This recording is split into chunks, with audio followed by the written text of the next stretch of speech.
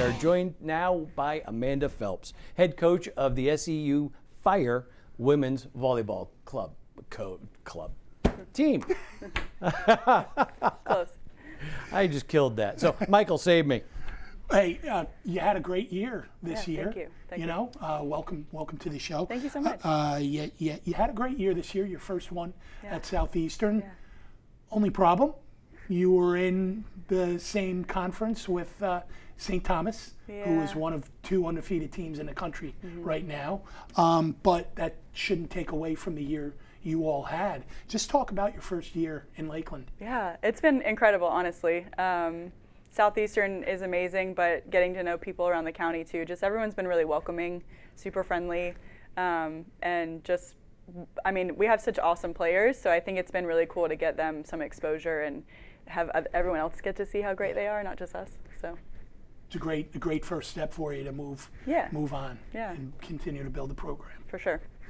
So you had an outstanding senior in Cambry Pope. 337 kills, 34 serving aces. She's moving on. You've got some quality juniors. Tell us about how you fill that kind of a gap. Yeah, she's one of those that are just tough to replace. I was so thankful that I got to have her for the season that I did, and I wish I could keep her forever. But yeah, we're excited. I mean, we're out on the recruiting road right now, and obviously after the holidays it'll hit even harder, but she'll be a tough one to replace for sure. Yeah.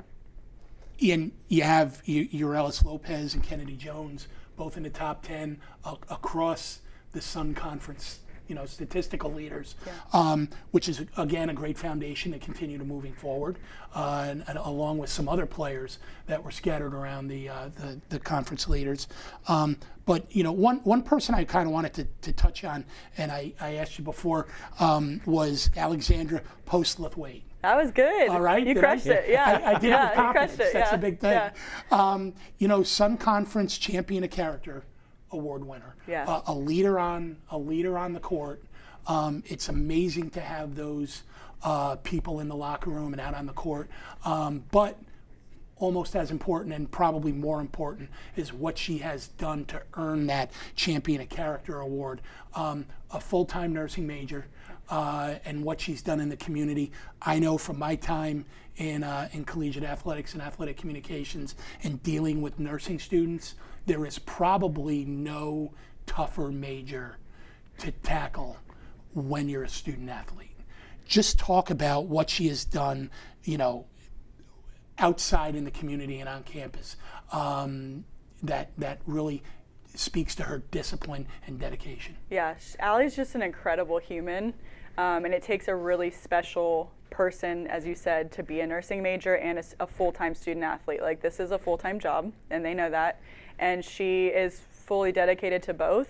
And so I think, I don't know, there's just not many people that can do what she did. And we have a couple others too, but Allie played a lot for us. And so it was tough. Like, there were practices she missed and had to go to clinicals and out in the community giving flu shots and visiting elderly people and, the whole bit. But she did it with a smile on her face. She never complained. When she could come in and get extra stuff, she did. And, that's all you can ask for, really. Like, she's just the best, honestly. Yeah. So I'm going to shift gears on you a little bit, go back to the recruiting aspect. Yeah. So we talked a little bit off camera.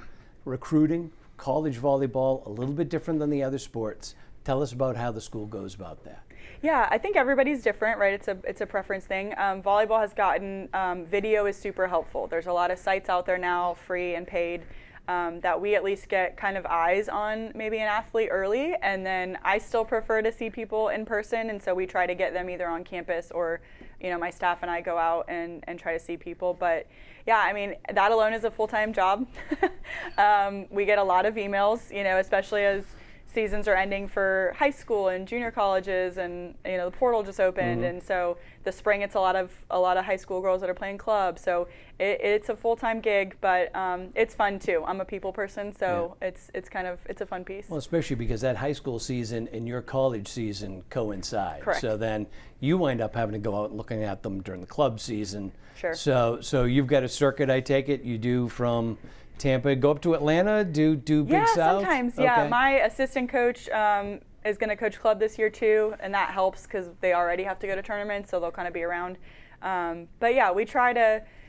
I would say we stay fairly regional, but fortunately because of where we're located, there's a lot of states that come to us, and so we're pretty lucky in that sense. So yeah. You kind of staying on the recruiting aspect, you have a good mix of Florida student athletes on your team. Yeah. But then again, on the other hand, you have a great mix of players from nationally.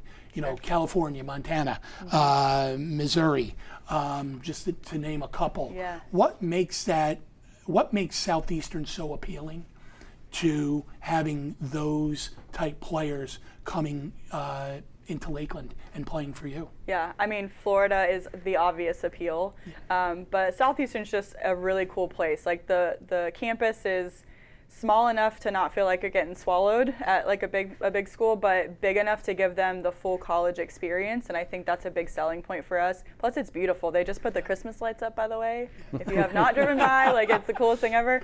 But yeah, it's just a neat place, and I was talking to someone earlier, like, I think I kept waiting for the other shoe to drop. Like, there's no way everyone's this nice, right? Like, no, they actually are. Like, and that's just the vibe that everyone gives off, whether it's in athletics or in admissions or anything. So it's just a neat place. So I think that's really appealing. A lot of them have family down here, or they visit a lot.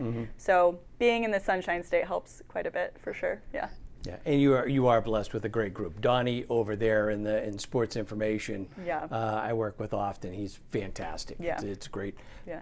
Change gears a little bit. We'll talk about you. So St. Leo student. Yeah. And then you decide to just stay in coaching and stay in volleyball. Tell us about your journey. Yeah. St. Leo, played for 4 years, and I'm from South Florida originally, so Florida native. Did that, had a great experience, played in one of the toughest Division II conferences in the country. Not that I'm biased, but those are the facts. And went up to Georgia, University of West Georgia, for grad school, and wasn't sure I was going to stay in coaching, but knew I wanted to get my master's, and that was a way to do it. So that's kind of when I started coaching, and got to move back here and opened a brand new high school over in Lake County, and got to start that program all, the way I wanted it and everything. And so that was really neat. And then ended up at a junior college for 8 seasons, and wasn't sure what I was getting myself into because I didn't play at one, had never coached at one, and it's a whole different world. But had the best experience and got to do some really cool things there, and then was given the opportunity to come to Southeastern. So Lake Sumter was a great place, right? Yes. Was Lake Sumter. Yep, was Lake Sumter. Was a great place to start. Yeah. I know they've got a tremendous athletic program up there. Yeah. So it was a great place to kind of cut your teeth, as they say. Exactly. And learn the profession. Yeah, Mike Matuli was the AD at the time, and he took a chance on a young coach that was ready to do some things, and I'm very glad that he did. So yeah.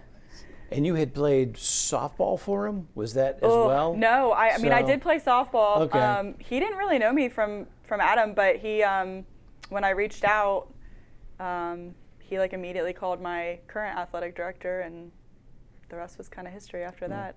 So because you had gone through, you were primarily a softball player until high school. Yeah, correct? I started playing in 8th grade. Okay. You did it in PE, and they were like, "You're tall, right? So Yeah. you should."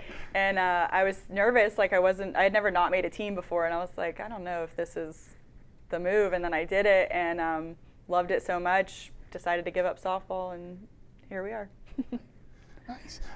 So now your first season's in the books. Yeah. Very successful. Thank you. Okay. Off season recruiting as we move into spring. What's on the docket now?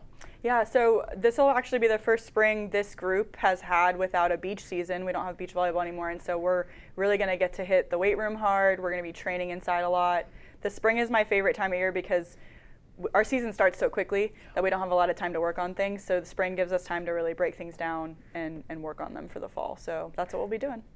Nice. Yeah. Great. Anything you'd like to say before we end the segment? No, just thank you for having me. Shout out to my kids. They'll be happy to see that. Thank you. Thank you for coming on.